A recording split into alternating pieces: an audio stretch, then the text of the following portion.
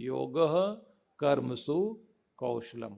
बोलिए, योगः कर्मसु कौशलम। कर्म में कुशलता प्राप्त कर लेना ही योग है। और कर्म में कुशलता कैसे आती है? जो भी कर्तव्य कर्म है, जो जिम्मेदारी दी गई, उसको प्यार करना सीखिए। और जिम्मेदारी को लेकर भगवान से कभी ये मत कहो भगवान थोड़ी जिम्मेदारी कम कर दो, थोड़ी औरों को भी दे दो। सारी मुसीबतें मेरे ही सिर पे, सारी जिम्मेदारियां मैं ही, हर चीज मैं ही करूं। नहीं, आपने क्या कहना है कि जिम्मेदारी कितनी भी दे, पर कंधे इतने मजबूत कर के हर जिम्मेदारी को उठा सकूं और मुस्कुराते हुए उठा सकूं। सारे घर में एक ही जिम्मेदार आदमी हो तो सारा घर ठीक चल जाता है। और गैर जिम्मेदार आदमी जितने भी होते हैं उनकी कोई वैल्यू नहीं रहती। ये बात ध्यान रख लीजिए। जिम्मेदार आदमी की जरूरत है दुनिया में, याद किया जाएगा तो जिम्मेदार आदमी याद किया जाएगा। गैर जिम्मेदार आदमी का कोई महत्व नहीं दुनिया में। इसलिए कहते हैं कि जिंदगी है साहेब, छोड़कर चली जाएगी।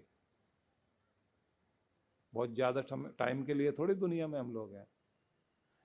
कि जिंदगी है साहेब, छोड़कर चली जाएगी। मेज पर रखी होगी तस्वीर और कुर्सी खाली रह जाएगी। यहां बैठता था ये आदमी, ऐसा चेहरा था इसका, उसकी चीजें पड़ी हैं, उसका बनाया हुआ मकान पड़ा हुआ है, उसकी गाड़ी खड़ी हुई है, उसके रखे हुए पैसे तिजोरी में पड़े हुए हैं, जो कपड़े पहनता था वो भी अलमारी में रखे हुए हैं। सब कुछ है, बस वो ही नहीं है जिसके लिए सब कुछ था। था तो सब कुछ था, नहीं था तो बाग का माली गया तो हरियाली चली गई करके। तो इसलिए कहा है कि जिंदगी है साहेब, छोड़कर चली जाएगी। मेज पर रखी होगी तस्वीर और कुर्सी खाली रह जाएगी। तो जब तक दुनिया में हो, जिम्मेदार बनकर जियो। वो था तो सब कुछ था, वो गया तो रोशनी चली गई। गैर जिम्मेदार को कोई याद नहीं करता। कुछ लोग तो ऐसे जीते हैं कि जब वो मर जाते हैं और लोग कहते हैं कि वो मर गया हो, तो लोग आश्चर्य करते हैं, अच्छा जिंदा भी था क्या?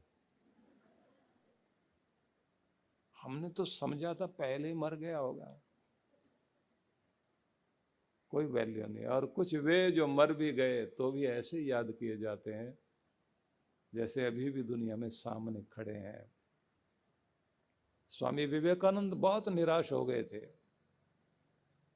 और सोचा कि जीवन को रखकर क्या करेंगे, क्योंकि आदमी को अपनी जिंदगी से जब प्यार नहीं रहता ना। कई लोगों को मैंने देखा जो ये कहते हैं कि हमें तो अपने से नफरत हो गई कि हम जी क्यों रहे हैं, कि वो तो न जाने कहां से प्रेरणा आ गई कि फिर से कोशिश करो, सब ठीक होगा। स्वामी विवेकानंद ने जब ये जीवन में निराशा आ गई और सोचा जीवन रखकर क्या करेंगे, तो शब्द याद आया गीता का, नहीं कल्याण कृत कश्चित दुर्गतिम तात अधिगच्छति। हे प्यारे, कल्याण के मार्ग पर चलने वाले की कभी दुर्गति नहीं होती। तो घबरा मत, अपने रास्ते पर चलता चल, तेरा कल्याण जरूर होगा। ये संदेश पढ़ते ही, मन में भाव लाते ही ताकत आ गई। बहुत शक्ति देती है गीता। अच्छे वचन बहुत बड़ा कल्याण करते हैं मनुष्य का। भगवान जब ये कहते हैं ना आत्मानम अवसादयत, गीता में ये भी तो है ना, उद्धरेत आत्मना आत्मानम, अपना उद्धार स्वयं करो, खुद को नीचे मत गिरने दो। ये गीता में ही तो संदेश है ना। स्वेट मार्डन ने एक युवक की कहानी लिखी। इंटरव्यू में फेल हो गया, जॉब मिली नहीं, जगह जगह फाइल लेके घूम रहा था बेचारा। बिजनेस करना चाहता है, कोई पैसा नहीं दे। घर के लोग डांटे कि तू खाली घूमता रहता सारा दिन, प्यार से कोई बात करे नहीं, मेरी कोई सहायता करे, मेरे लिए भी कोई खुशी देने वाला हो, मुझे खुशी तो मिल जाए, मैं आगे तो बढ़ जाऊं, पर कोई तो साथ दे,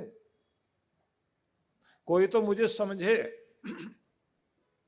कोई हाथ तो आगे हो। दुनिया में इतने लोग उनको साथ देने वाले, उनके ऊपर हाथ रखने वाले, उनके कंधे पर हाथ रख करके मजबूती देने वाले कितने लोग होते हैं। मैं तो कुछ भी नहीं, बहुत अकेला हूं, जी के क्या करूंगा। खुश तो रह लें, कोई खुश नहीं रहने देता। आदमी अकेला नहीं जी सकता, साथ तो चाहिए। तो मन में बहुत तरह तरह के विचार आए और जाके वो निश्चय कर लिया, अब जी के क्या करेंगे, मरने चला गया। तो एक नदी के पुल पर खड़ा हो गया कि यहां से छलांग लगाएंगे। छलांग लगाने के लिए जब तैयार खड़ा था, उसने देखा उस पुल के दूसरी साइड में भीड़ लगी हुई है और कुछ बिक रहा है। इसने सोचा पूरा दिन पड़ा है मरने के लिए, चलो देखते हैं क्या हो रहा है इधर। मरना थोड़ा लेट कर लेते हैं, फुर्सत में मरेंगे, आराम से मरेंगे, मरना ही तो है। तो कुछ देखने के लिए, समझने के लिए क्या बिक रहा है, तो देखा पुल के फुटपाथ के ऊपर किताबें रखी हुई हैं और बहुत लोग किताबें खरीद रहे हैं।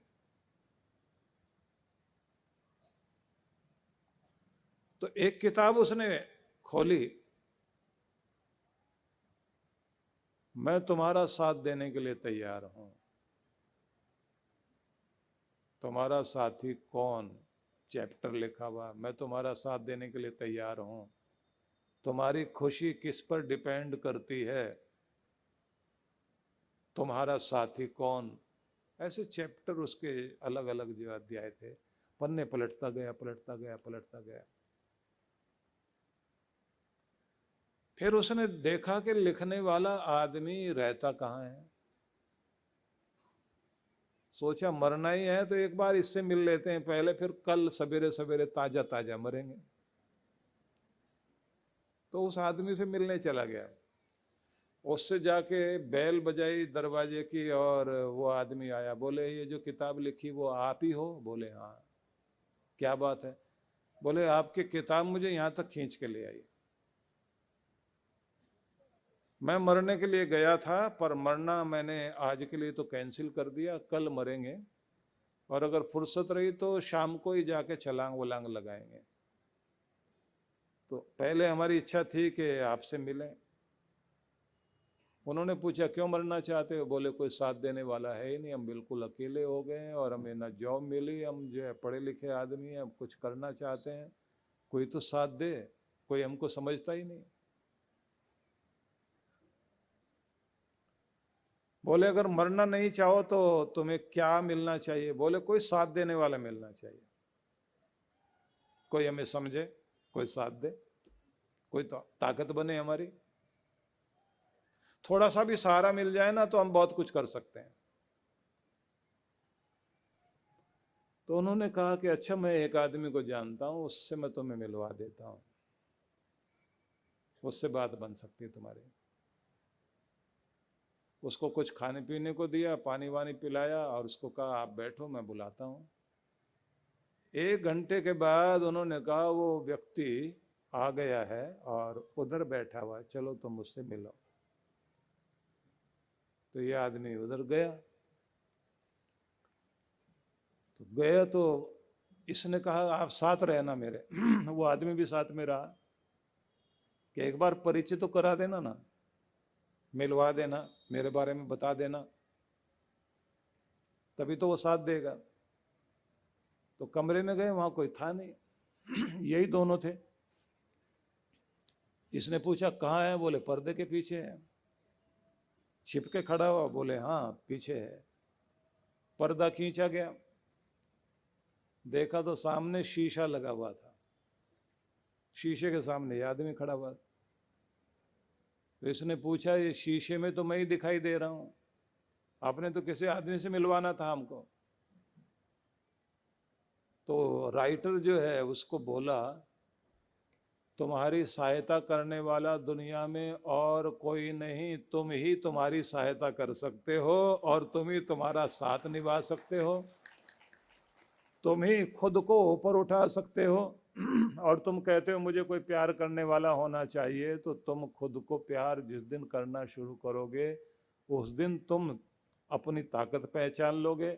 जिस दिन तुम खुद को पहचान लोगे उस दिन तुम्हारी जिंदगी की यात्रा शुरू हो जाएगी। और ये याद रखना, तुम जब खुशी दूसरों पर ढूंढना शुरू करोगे तो एक बार तो लगेगा खुशी मिल गई, जैसे उसके साथ कोई खटपट हुई मेरी तो खुशी गई।